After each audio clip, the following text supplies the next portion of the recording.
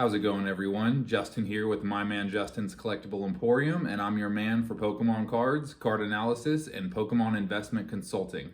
Today, we're just going to get into a new collection I just purchased. It is one of the larger and more expensive collections I've purchased to date. There's some really great cards in it. It's actually a complete Wizards of the Coast Holo collection from base set all the way to Neo Destiny.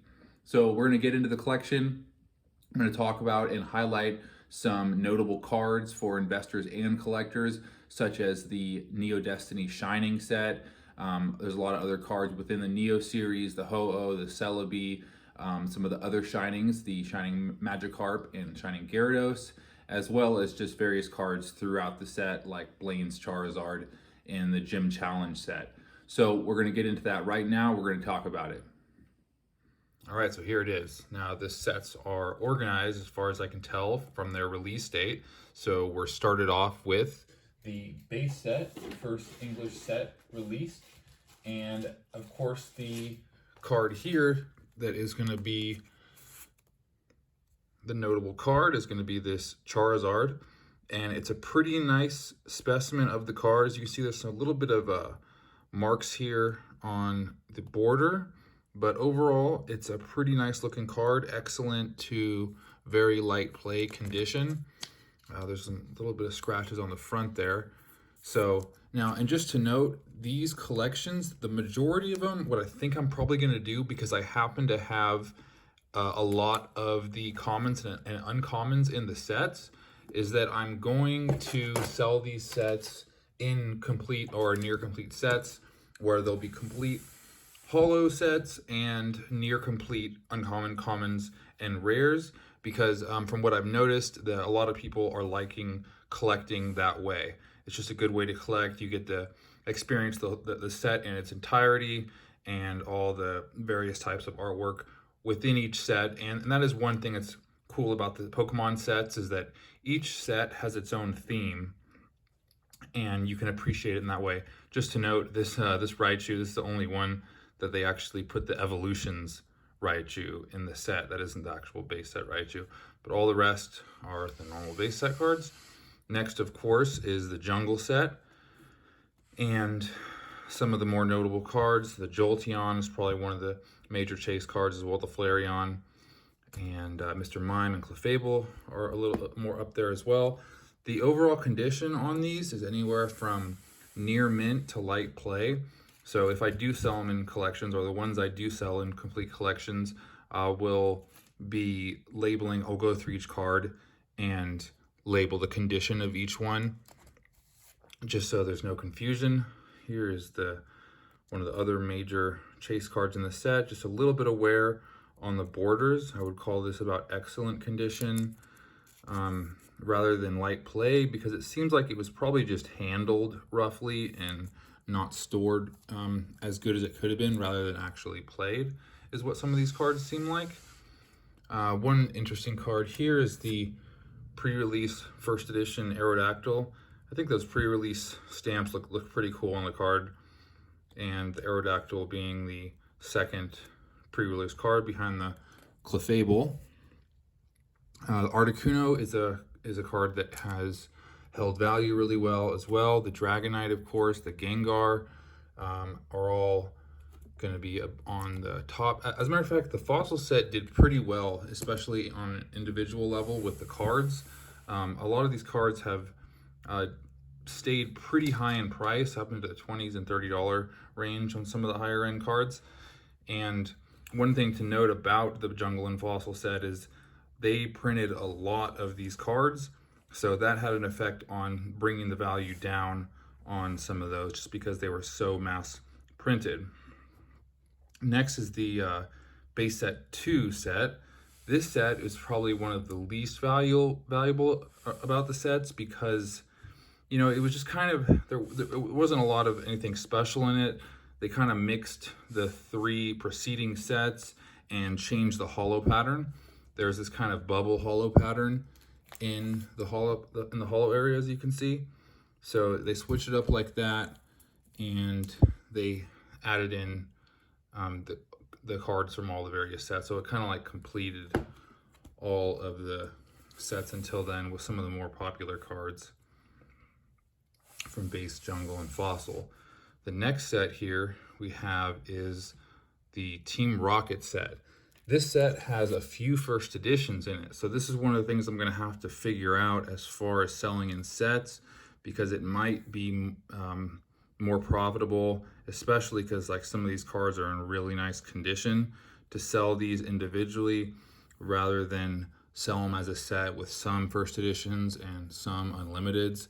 Because as you can see, I mean, some of these cards here that are in first edition are some of the more valuable cards in the set. The Dark Dragonite, the Dark Blastoise, the Dark Charizard, of course, is going to be probably the most valuable card in the set, with the Dragonite and Blastoise really close in second and third.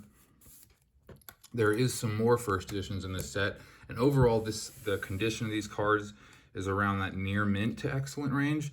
The Dark Machamp, Rocket Sneak Attack, the Rainbow Energy, and the Here Comes Team Rocket are all first edition holo as well.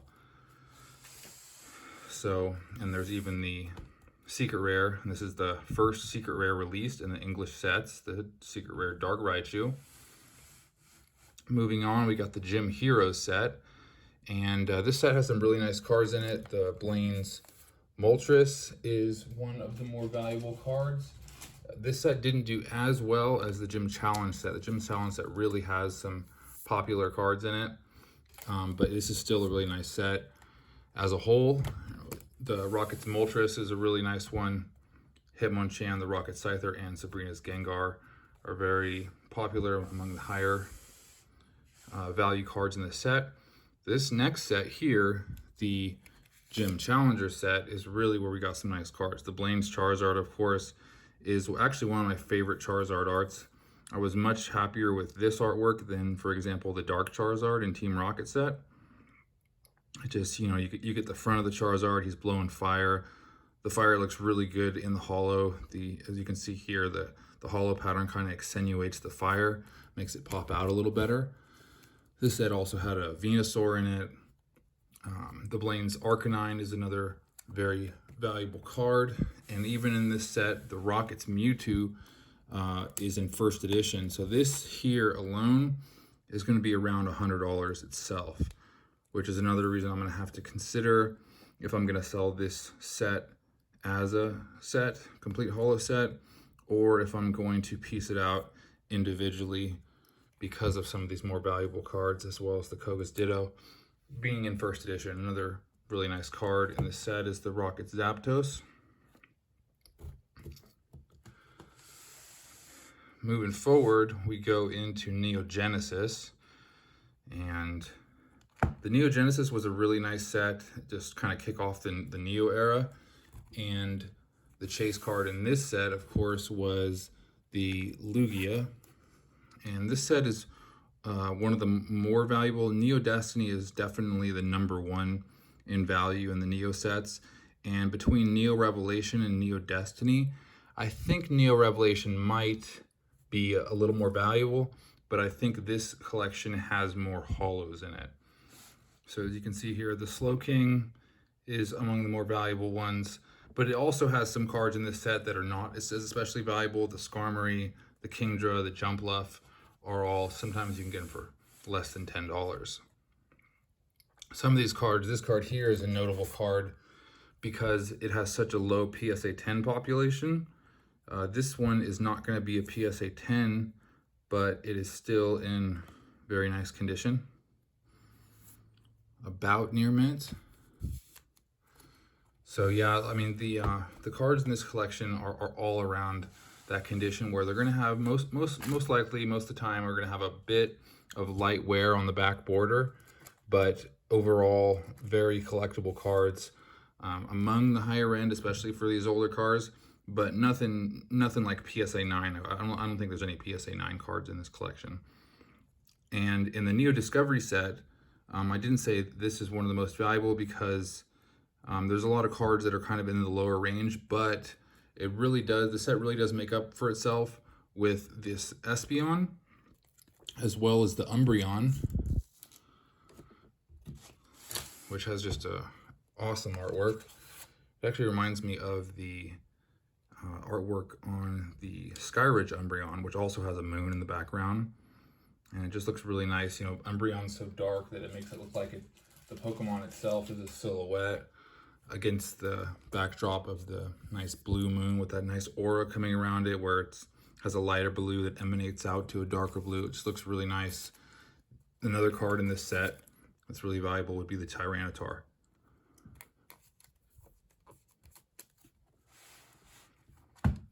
So that's Discovery. Now we're going to get into Neo Revelation. And this is a very nice set. This set included the Celebi and the Ho-Oh. This Houndoom is just an amazing artwork.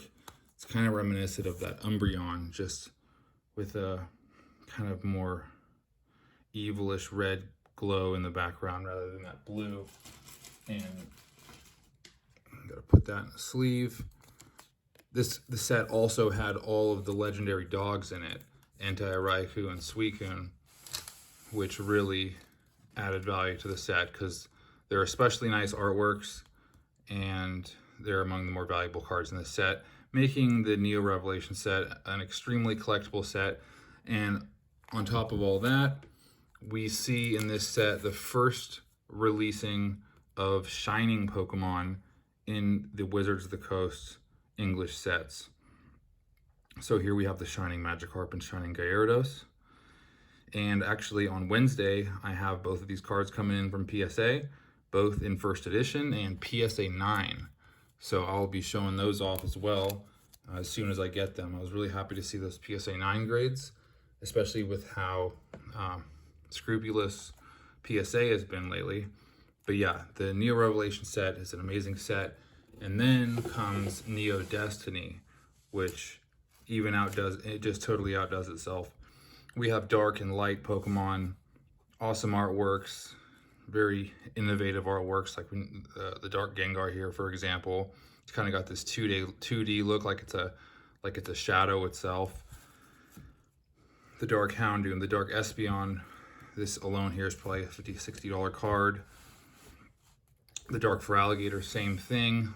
All these cards in this set are pretty expensive, with the exception of maybe Dark Crobat, Dark Donphan, and the Light Azumarill.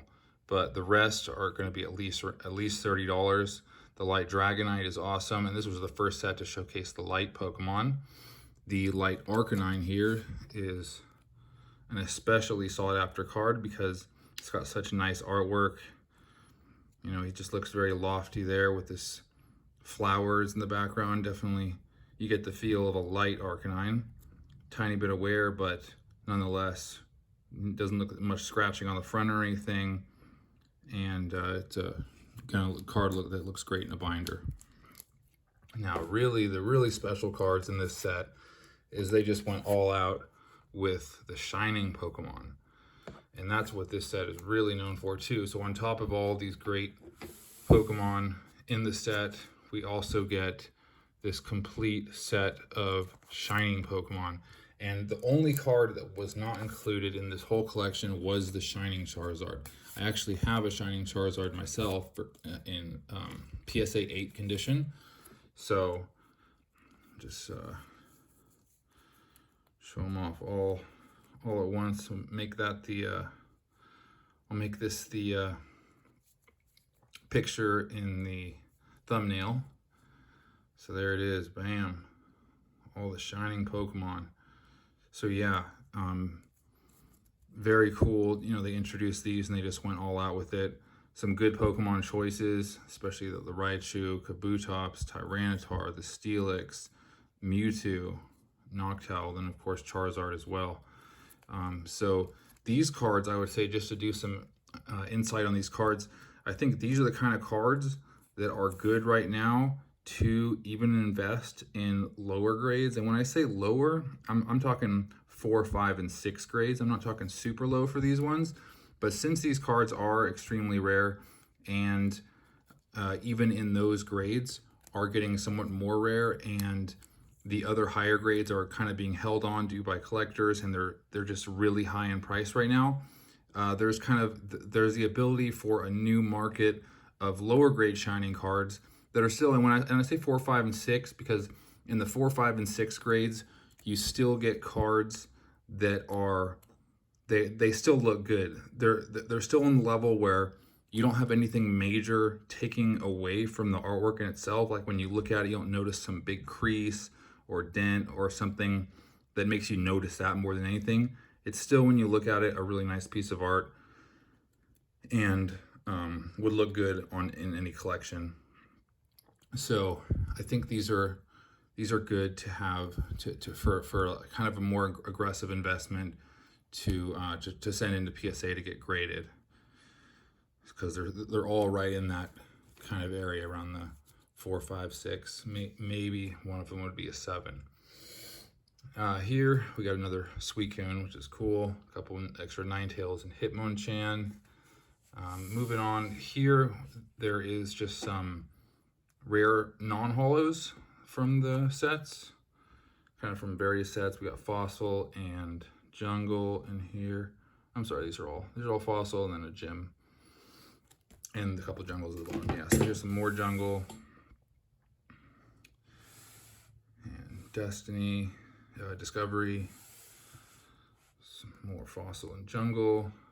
So yeah, and then here is just, and then from the rest in the back, there's just some more uncommons and commons. So this is what I'll do along with the collection I have already. I have a lot of cards from all of these sets, so I'll just add these to those existing collections that I have, and I'll make some near complete sets with complete holo collections. And I have one more collection coming that also has some more of the uncommons and commons in the Wizards of the Coast sets. So I might even, depending on which ones those are, I'll even wait to list some of these until I have more cards to make the collections more complete, if not complete. And there's a few unique cards here as well. There's this Jolteon Reverse Holo. I've actually never owned this card before. I believe it's a Diamond Pearl. It's either Diamond Pearl or Platinum era. And here's a Shattered Cracked Ice Holo Espeon. That's a cool card. A couple Japanese cards. Here's a EX Emerald set, Farfetch'd, and a couple promo Pikachus. And there's also some more Yu-Gi-Oh cards. Again, I don't know about Yu-Gi-Oh. If you see any that you know about, I already looked up this Dark Magician, which looks like maybe around a $10 card. So I'll be listing that as well if you're interested in Yu-Gi-Oh. And then here's just some more base set uncommons and commons. So there it is. I am going to figure out how I'm going to list this set. Which ones I'm going to list first, which ones I'm going to wait to get more complete uncommon and common cards in the sets. And I think what I'll probably do is sell the Shining cards as a subset and put that as an auction.